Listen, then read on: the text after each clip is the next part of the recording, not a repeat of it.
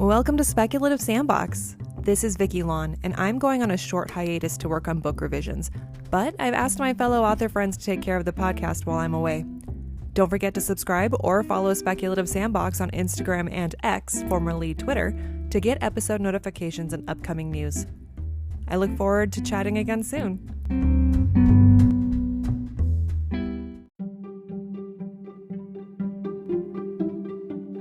Welcome to the Speculative Sandbox. It is my honor to take over this episode. I want to thank Vicky for giving me the chance to do this. It's an absolute honor. If you don't know who I am, I'm Daniel Bautz. I have written a couple books. The first one was Life is in the Blood, and I have one out currently, Aristotle, James, and Phantom Funeral Coach. After talking with Vicky about what to do with this episode, she came up with an incredible idea that taps in to my area expertise as a professional, graphic design, and more specifically, how it relates to an author. Today we're going to be talking about book covers, why you need a cover, how to work with the graphic designer, and what to expect from a professional cover. It's a lot, but that's why I'm here.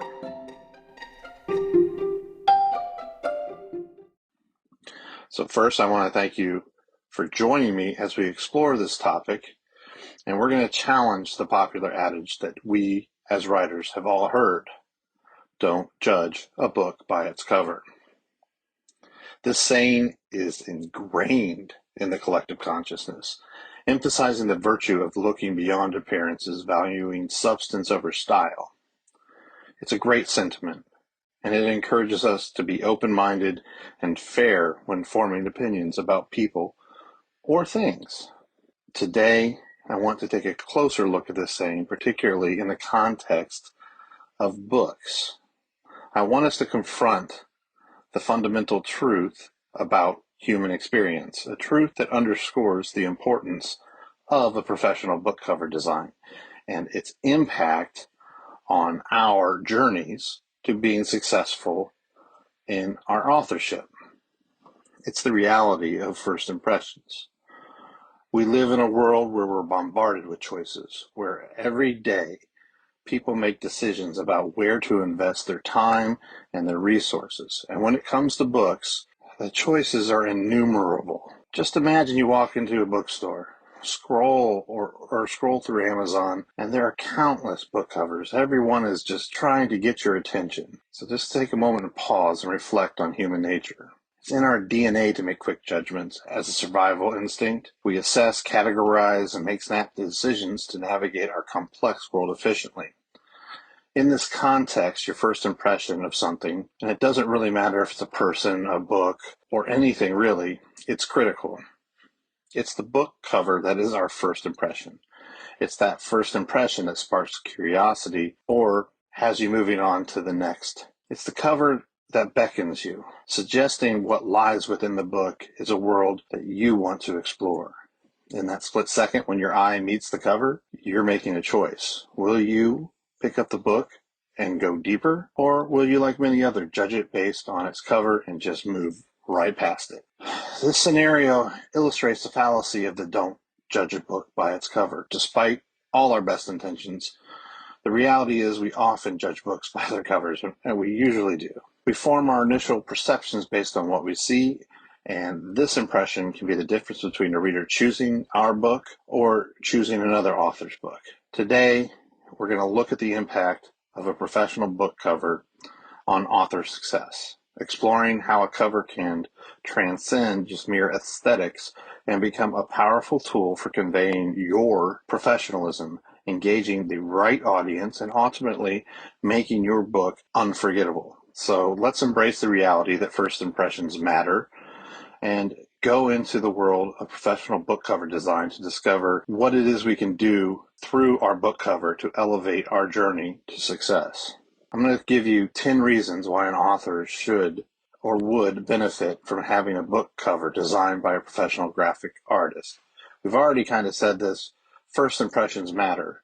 A professionally designed book cover creates a first impression that entices potential readers to even just pick up your book or to linger on it longer than a second. Visual storytelling is number 2, and what a good graphic designer can do is visually convey the essence or the theme of your book, or give the readers a glimpse into the story, mood, and even the genre, which could be challenging on your own. The third thing is marketability. A well-designed cover that aligns you with the current market trends and reader expectations increases the likelihood of your book getting noticed by your target audience. The fourth thing is branding. Designers can help establish a consistent visual brand across a book series or all your books, your entire author profile. And that makes it easier for a reader who becomes a fan to recognize your work immediately and know that this is your book and they want to read it. Another thing is genre specificity. Designers understand, a good designer at least, understands the nuances of the different genres, and they will create covers that cater to the expectations and preferences of readers in the genre you're writing. So if you have a fantasy book, there's certain hallmarks that a graphic designer is going to give that fantasy book, from the typography to the visuals and whatever is on trend to help you sell your book. And this touches on the next step in this 10 points is typography expertise. Designers excel in choosing and arranging fonts to ensure a few things: readability and visual harmony, which are critical for a book's title and your name as a writer. The other thing is custom illustrations and artwork. If your book requires custom illustrations or artwork, a professional designer can create a unique visual tailored to your story, and that will set you apart from your competitors, which is every other writer. Print and digital optimization. Designers understand the technical requirements for both the print and digital formats, ensuring your cover looks good in all the mediums you're going to put them out there. A lot of things I see happen is people will have darker covers if they do it themselves, and they put it out there thinking, what they see on their screen is what's going to be there in print. And it's been my experiences as a graphic designer working in the print industry for years. You always have to kind of design lighter or to the specific type of press that you're going to be putting your work on. So that's a big deal there. And the last point I want to make about why you should get a professional graphic designer, this is point 10, is adaptability. A professional cover designer can create variations of your cover for different marketing purposes, such as social media banners, promotional materials, and merchandise. So to kind of wrap this all up, a professional graphic designer will elevate your book cover. It will help you attract readers, stand out in a very busy marketplace, and establish a strong visual identity for your work. Their expertise will help ensure that your book cover not only looks appealing, but also effectively communicates the content and genre that your book is and connect it to that target audience. So as an author, you should approach getting a cover for your book by taking these following steps. This is going to be a little shorter, a few points here. Research and budgeting. Okay, I understand that not everybody's going to get, $500 for their book cover or $200 or whatever it is. You're going to set a budget and you'll go out there and you'll get the best designer you can. But one of the things you can do is begin to research the market and identifying the design styles and trends that are relevant to the genre you're writing in. So that means going to the bookstore and checking out other titles in the bookstore and kind of getting an idea for the things that are similar in genre to yours, what they look for, what they look like. So when it comes to finding a designer, you can determine the budget for your cover design, keeping in mind that this is an investment in your book's success. So research and set your budget so you understand before you even approach a designer what you're looking to get out of the book cover. Then the second step is hiring a professional designer. You have to seek out a professional graphic designer, someone that has experience in book cover design. Anybody worth their salt is going to have a portfolio or the ability to share their work with you. And don't be afraid to reach out to other authors whose books that they published and see and ask questions. Did this book help you stand out in the marketplace?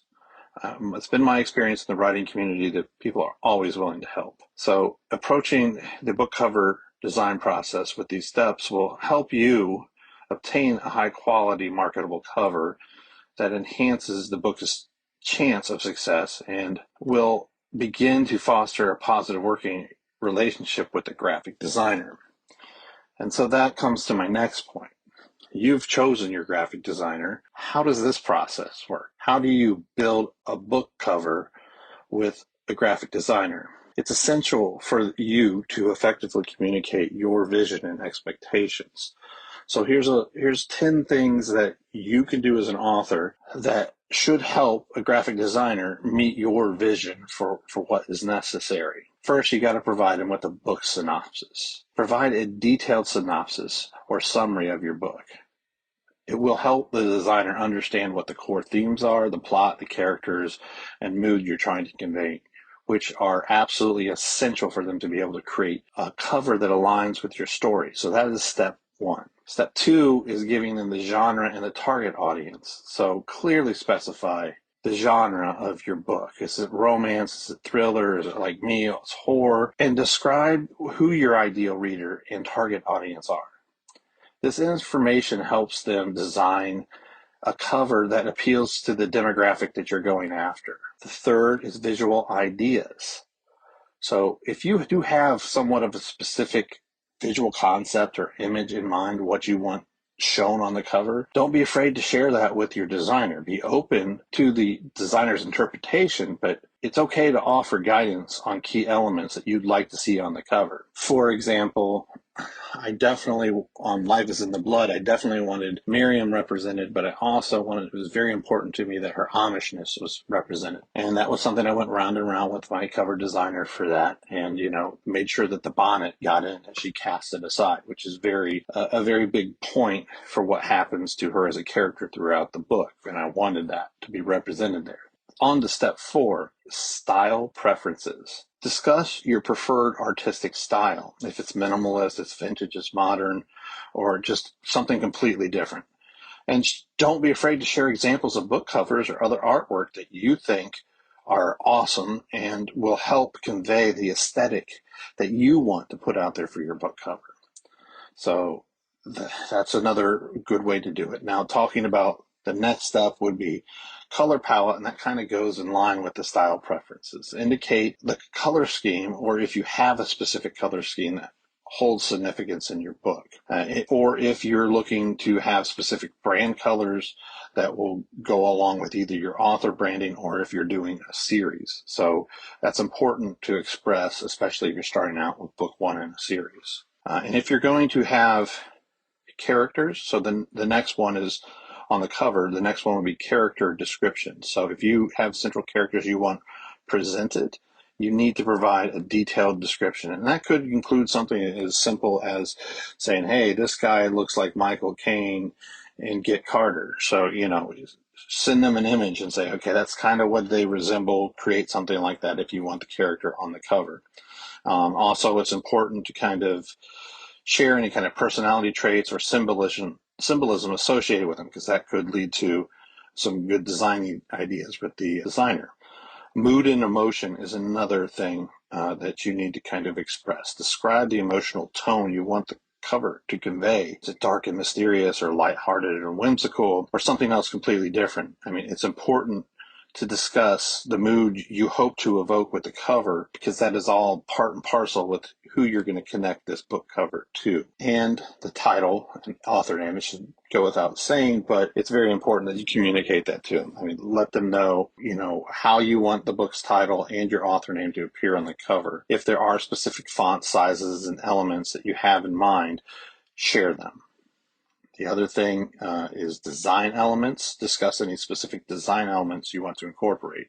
Symbols, motifs, visual metaphors that relate to the story. Like for me, again, talking about Miriam casting aside her bonnet, very important to the story, a nice piece of symbolism or metaphor, so to speak. Then be prepared for feedback and collaboration. You need to be open to a collaborative process. You've hired a creative person to take your creative work and summarize it visually. Respect the fact that you're dealing with another creative person like yourself, as you would hope that they would do with you, and realize that there's a reason you're talking to them, and give them the respect that's due there, and allow them some ability to interject themselves in the visual story that you're about to communicate. And effective communication and collaboration will help refine the cover design to meet your expectations. And most likely, if you're open to allowing the ideas of the graphic designer to creep in there, it will elevate it beyond your expectations. So that said, remember that clear communication between you and the designer is crucial. It will help create a cover that not only looks great, but represents the essence of the book and appeals to the target readership. What happens once you've hired a professional graphic designer to cover it? It's essential to maintain a productive working relationship and respect the expertise for the person you're working with. It's your work, it's your baby, and I understand it. It's hard to kind of let go, control a little bit, and let somebody else interpret your work visually for an audience. So I understand that, but you also have to understand that when you're hiring a graphic designer, you're going to get the best work from a creative person by avoiding doing these things. Do not micromanage. Trust that the designer's creative process and expertise are what they promised. Avoid micromanaging every design detail, and don't make unnecessary revisions. Ask yourself, is this really going to make a difference to my reader before suggesting a revision? Don't ignore deadlines. When you sit down to talk to the graphic designer, you're going to set up agreed upon timelines and deadlines. So don't cause delays yourself by not providing the feedback that you need to, or the materials that they ask for along the process. Changing the scope unilaterally. Do not request significant changes to the project scope without discussing it with the designer and making sure that there's time in the deadline that you've given them, or being willing to make those adjustments in terms, timeline, and of course compensation for the extra work that you're causing the graphic designer.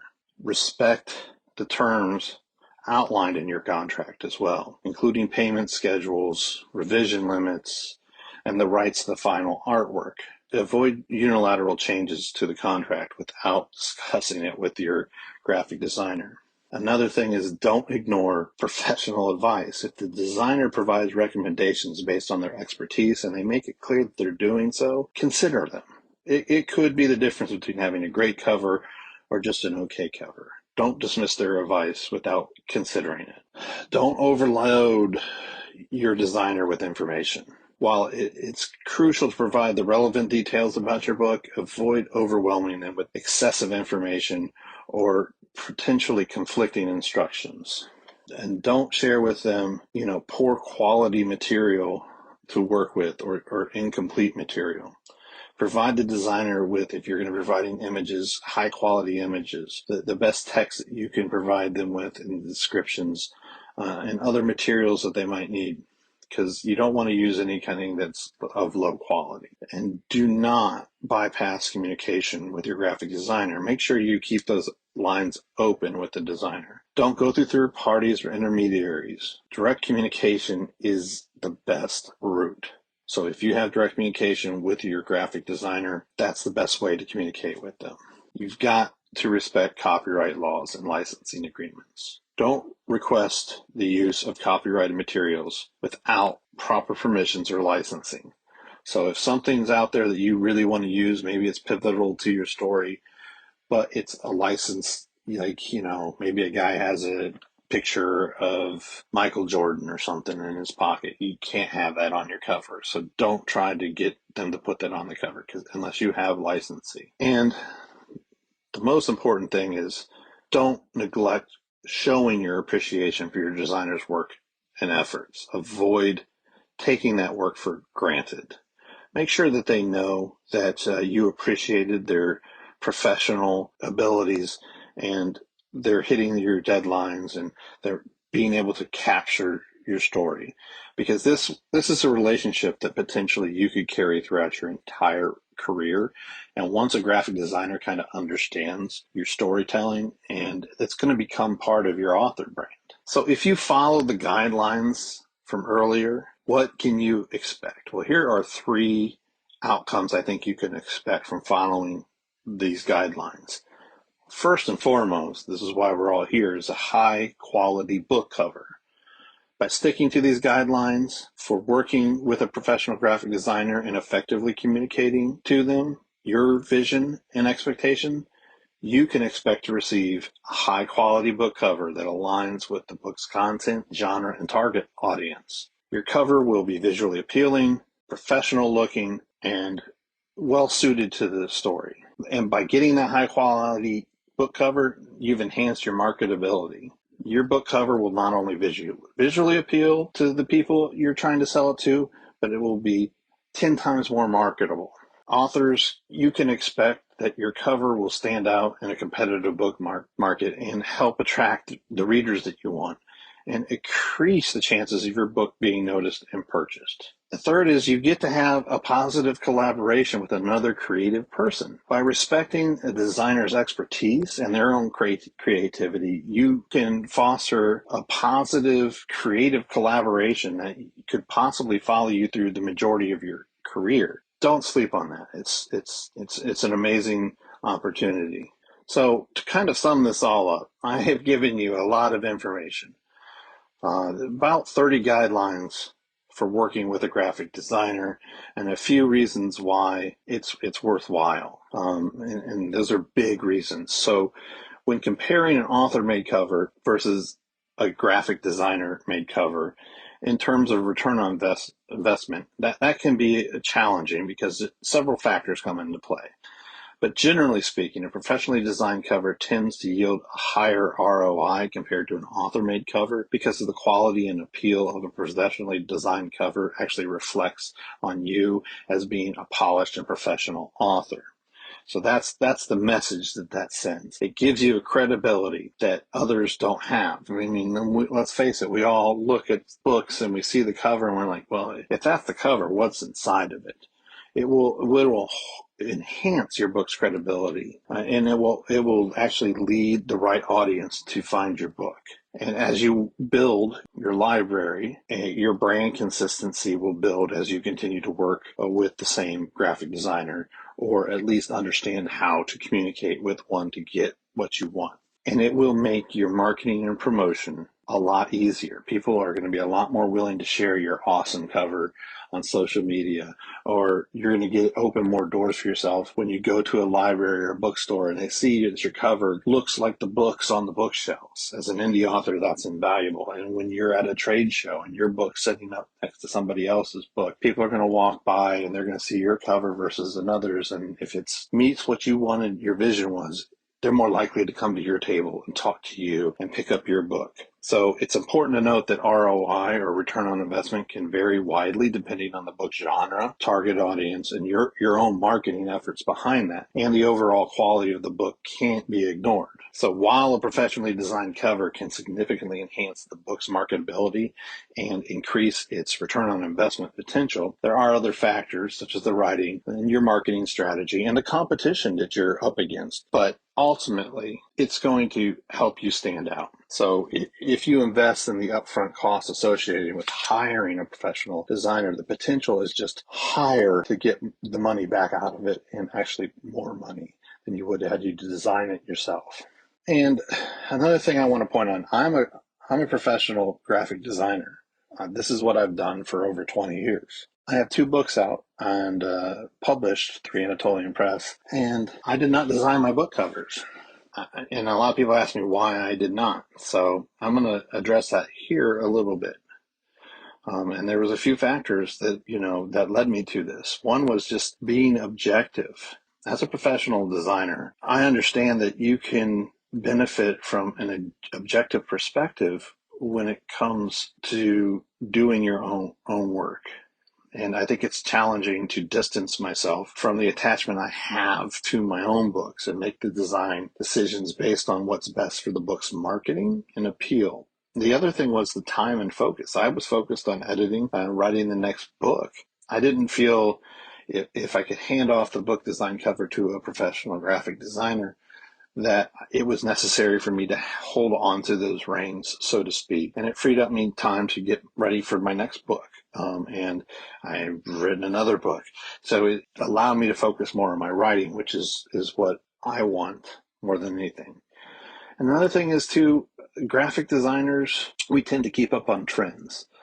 And when I see somebody is doing book design all the time, I know and can somewhat trust that they understand where the trends are when that book is going to be published. Their genre expertise, I trusted it, and I can't tell you how happy I am with both the covers that I've gotten out of this.